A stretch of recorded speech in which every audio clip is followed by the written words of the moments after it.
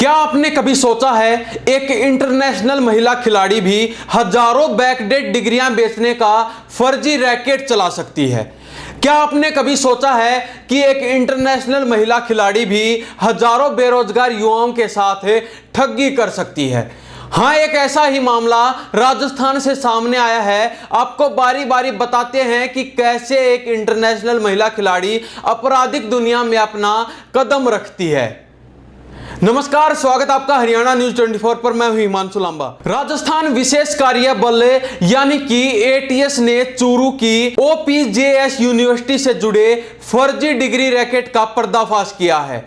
यह वही रैकेट है जिसके माध्यम से ओपीजेएस यूनिवर्सिटी राजगढ़ चूरू से हजारों फर्जी डिग्रियां पीछे की तारीखों में प्रिंट कर मोटी रकम लेकर बेच दी गई थी। इस मामले में 25,000 रुपए की इनामी और international volleyball player Sangeeta Kadwasara को दिल्ली के एक फ्लैट से गिरफ्तार कर लिया गया है।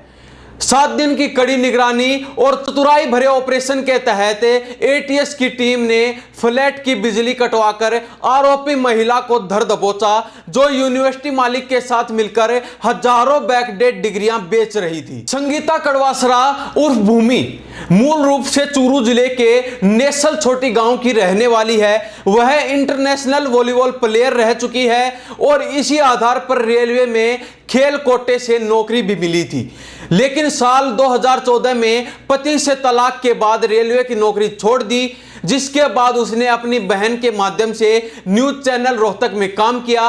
बाद में उसका संपर्क ओपीजेएस यूनिवर्सिटी से हुआ और वहीं से उसके आपराधिक सफर की पटकथा शुरू होती है।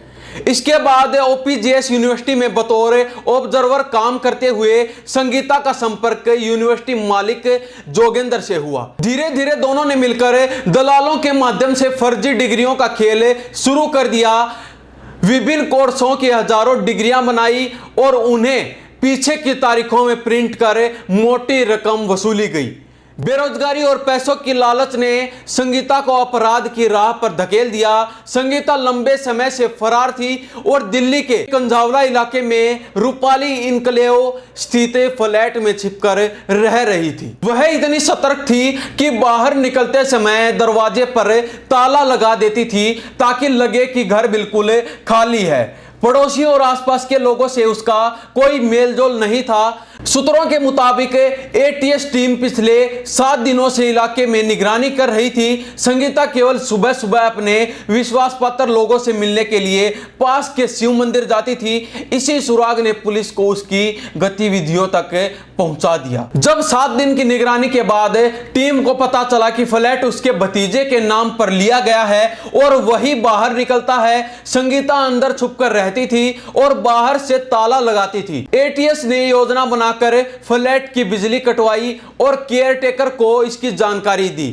जब भतीजे ने केयरटेकर से बिजली की शिकायत की, तभी टीम ने मौके का फायदा उठाया। केयरटेकर के जरिए ताला खुलवाया गया और जैसे ही दरवाजा खुला, अंदर संगीता कड़वासरा बैठी मिली। गिरफ्तारी के बाद एटीएस ने उसे दस्तयाब कर लिया। यह पूरा मामला सिर्फ एक व्यक्ति की गिरफ्तारी नहीं, बल्कि उन हजारों छात्रों के भविष्य से जुड़ा है जिन्हें इस फर्जी डिग्री रैकेट ने ठग लिया था।